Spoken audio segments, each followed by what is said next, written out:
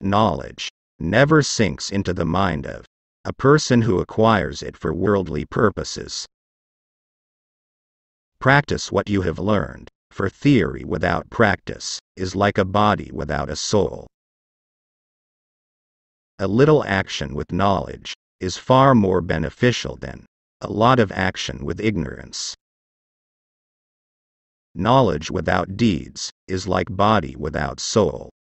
As long as knowledge doesn't embrace the existence of action, it will not be enough, not agreeable, nor sincere. If you learn the sacred knowledge for the sake of this world, then the knowledge will be never rooted in your heart. That person who seeks knowledge to attain the world finds that knowledge has no place in his heart. Show affection to people as much as possible, and greet even blameworthy people. For the attainment of knowledge, satisfaction is useful, and satisfaction is not gained by increasing information, but by decreasing it. That person whose knowledge does not prevent him from committing sin and transgressions, then who is that person who has suffered or incurred a greater loss than him? I have not stretched my legs out towards the house of my teacher, Hammam, whereas there were 7th Street, separating both our houses. I did this out of respect for my teacher. Faith is the highest worship, and faithlessness the greatest sin. One who adheres to the highest worship, and avoids the greatest sin, can hope for salvation. If I ever say something that contradicts Al-Quran and As-Sunnah, then leave my statement. Faith does not increase, nor does it decrease, because a diminution in it would be unbelief. To deem 1,000 disbelievers as Muslims is safer with God than deem one Muslim as disbeliever.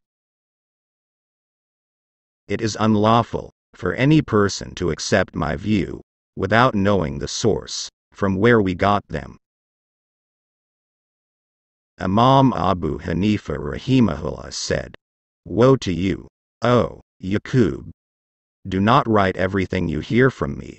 Maybe I have an opinion today, and maybe I refuse it tomorrow. Or maybe I hold myself to one opinion tomorrow and refuse it the next day."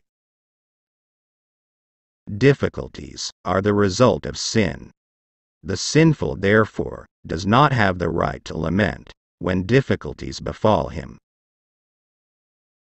Stick to the narrations and the way of the Salaf, pious predecessors, and beware of newly invented matters, for all of it is innovation. When a hadith is authentic, then that is my mazhab. Who are we to wish for paradise? It will be enough if God spares us his wrath. If the ulama, Islamic scholars, are not God's friends, then God has no friends in the world.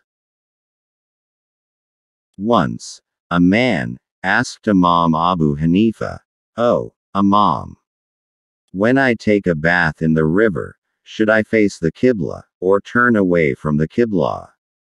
Then Imam replied, "If I were you, I would face my clothes, to make sure that no one runs off with them."